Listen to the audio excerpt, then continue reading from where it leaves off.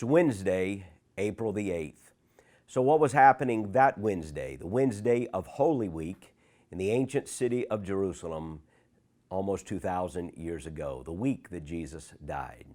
Wednesday was probably a quieter day than Tuesday was. Monday and Tuesday, Jesus had been in the temple, public confrontations with the religious leaders and the Jewish authorities. But Wednesday seems to have been a quieter day. Jesus may have stayed back behind in Bethany, preparing himself for what was to come. There are two things that probably are worth mentioning as we think about Wednesday of Holy Week. One is that this may have been the day, seems to have been the day that Judas was conspiring with the religious authorities to put Jesus to death. Seems to have been Wednesday that he actually met with them and they hatched a deal, an agreement for Judas to betray Jesus.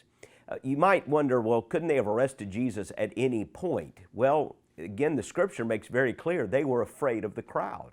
When Jesus was in the temple, there were thousands of people. He was very popular. He had become a very well-known teacher in Judea, and people were thrilled that he was in Jerusalem. They didn't want to create a social upheaval. That's one of the things they feared most. They needed to know where Jesus was hanging out.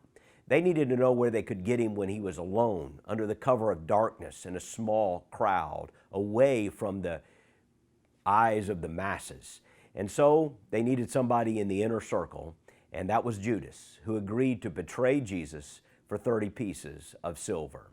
There's something else that I would mention on Wednesday, and it was something that had happened actually probably Tuesday evening. And it's the focus passage I want us to look at.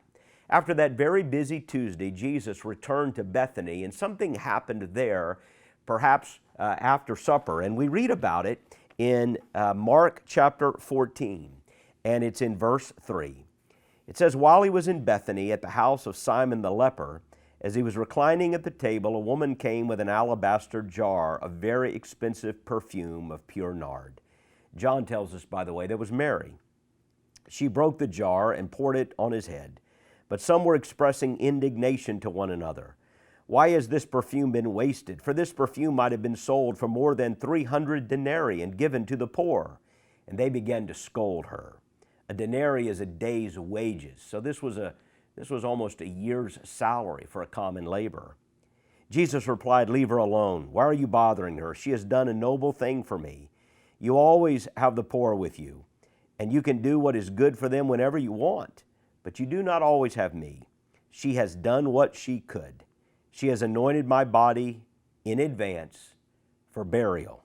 Truly, I tell you, wherever the gospel is proclaimed in the whole world, what she has done will also be told in memory of her."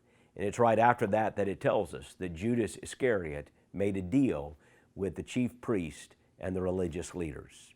So on this Wednesday, Jesus has been anointed. And Jesus again makes it clear that he knows what is about to happen. He says that she has anointed me for burial.